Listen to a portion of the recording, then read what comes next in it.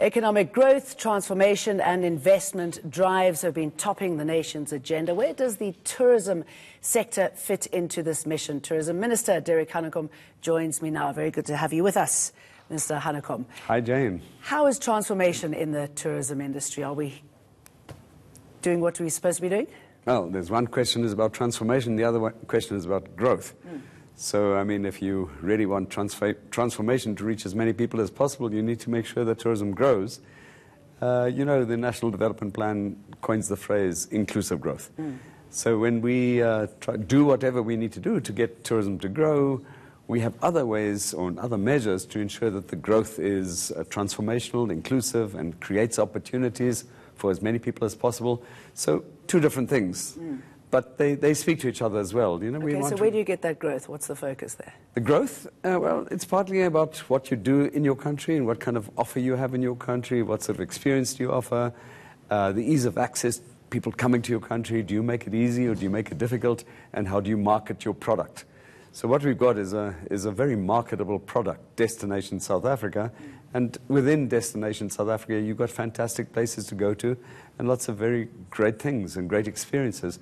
Some of them are just marketing on their own. Hotel groups are marketing, some adventure tourism product owners are marketing their products.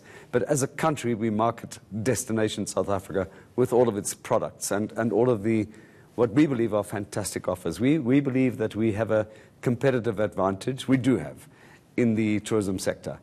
So the question is... competitive in what way? I mean, because we've got the fantastic cities, Durban's, Cape Towns, the wildlife, I mean, the variety, is that... Starting there that we have something for everybody. And so it is a long-haul destination. That would be the slight downside. It's not that easy to get people to come to South Africa.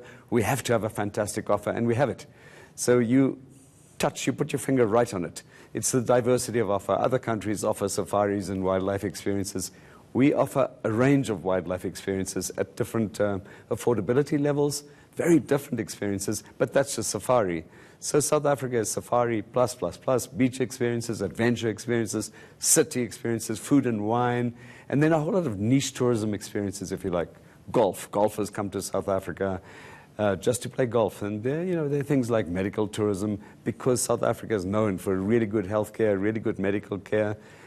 So some people come for that reason. So it's a whole range of offerings, if you like, that make up, that attract people for different reasons. That's what we have. So that's what gives us a competitive edge. Does it represent South Africa well, as in all the players involved?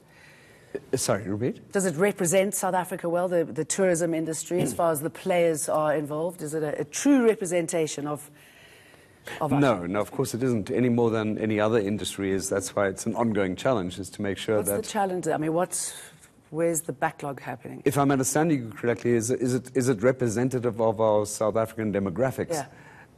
Well, you know, we do what other sectors do. We measure. We have a charter code, so we encourage people to do more. And we as government invest and offer opportunities for people to enter the sector. So, you know, it's changing. Is it sufficiently changed, Jane? The answer is no. But let's keep on changing it, encouraging the private sector to do more. Higher levels, more black people at higher levels of management, more black product owners, if you like, more people just benefiting across the extensive value chain of tourism. We have direct subsidies. We have something called a Tourism Transformation Fund that assists people to enter. And then we have a whole host of training programs and enterprise development programs to help facilitate this transformation. But it doesn't happen overnight. Is it happening? Yes. Is it where we want it to be? No. Right? Is it an attractive sector? Attractive investment sector? Well, you know, we're seeing investments, and big investments in tourism, more investments coming into tourism than in mining for at the moment anyway. So, you know, it will be an attractive investment sector if the confidence levels are there that it's going to continue growing. Confidence levels are there, but attractive sector to new entrants, yes, because it's not that easy to open up a new hotel, and the return on investment isn't that high, and it's quite long term. Very easy to get in as a small tour operator, as a tourism guide. So kind of Even a small restaurant, even homestays, small, we don't necessarily talk about hotels. And excuse me jumping in here, but I guess you've got to learn from your mistakes as well and keep introducing new concepts. I know visa is not a new concept, but you've changed who can come in without a visa and who cannot. What sort of impact has that had, and has it worked? Change to some extent, and still changing is probably the right way of describing it. The impact will be felt a little bit down the line, if you like. The negative impact of making it difficult for family travel to South Africa, the requirements for children or minors traveling, especially with single parents or with a single guardian, letters of consent, etc. It made it very difficult. It had a negative impact on our tourism numbers. So it's changing. It'll be gazetted in the next couple of weeks, the change, and we will bring it in line with what other countries do. The impact of that will be a few months down the line. So I've just come back from the UK this morning, actually, at one of the biggest world travel and trade shows. Met with industries there, met with some of the big tour operators, met with the media, very interested. They want that reassurance. Of course, they'll only know once we finally gazette the changes to the regulations.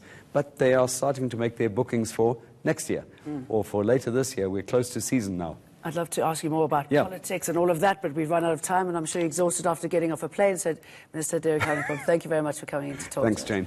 And that's